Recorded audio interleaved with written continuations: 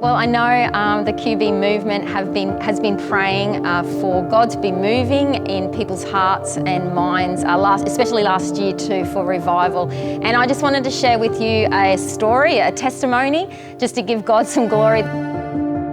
This young lady, we actually had the privilege of baptising her at our Christmas service last year. And before then, years before then, as a little girl, she grew up and she was wondering about God. So she was asking people around her as a kid, do you believe in God? Everyone's answers that she asked was, I don't know. And it really frustrated her because she thought, you either do or you don't.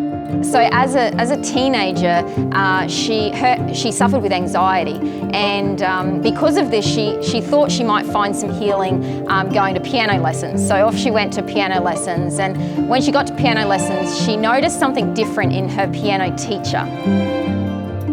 Later, she found out that this piano teacher was a Christian, but also a pastor at a local church, and she thought, that's the reason. And so it started again her journey of finding out who this God is and being really curious about it. So she stumbled on the church's website and she was looking at their messages, and again, it was just confusing to her. It didn't really make sense to her, so she just popped it on the side, but it was always in the back of her mind who God is and just wanting to know that answer.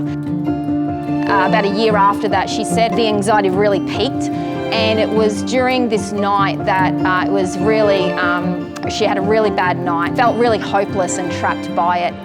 So she stumbled again and went to a laptop and looked up this website again and basically had an encounter with the Lord that night, and she felt something break inside of her and she was released of something. But that night she said that she got on her knees and she prayed for the very first time, and God came and met her in that moment, and there was a lot of tears, and it started her on this journey.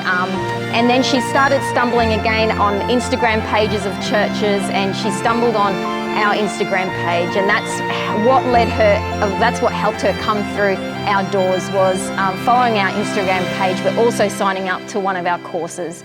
And it was just before COVID where she signed up for one of our Reform courses, and she said the moment she walked through the church building, she felt like she was at home and that she really wanted to seek who this God is. And what I have really enjoyed watching in this young lady is her just engaging and participating in everything that God has for her here.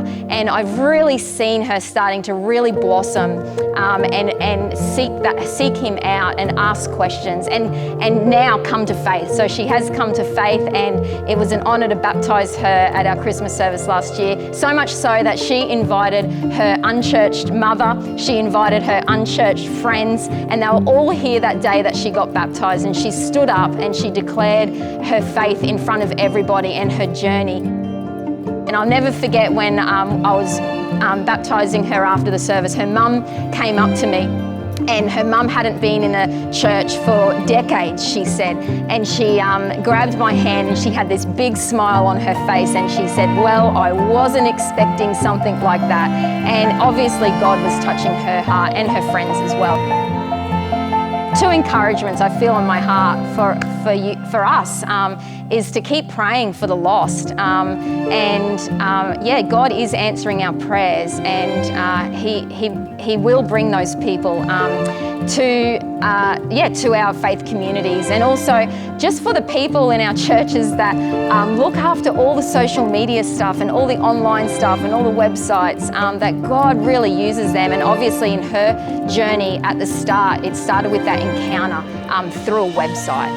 So obviously God can use everything and anything. So I just want to give some glory to God and just share that testimony. I hope it can be an encouragement to you to keep praying our QB movement, and wish you all the best for 2022.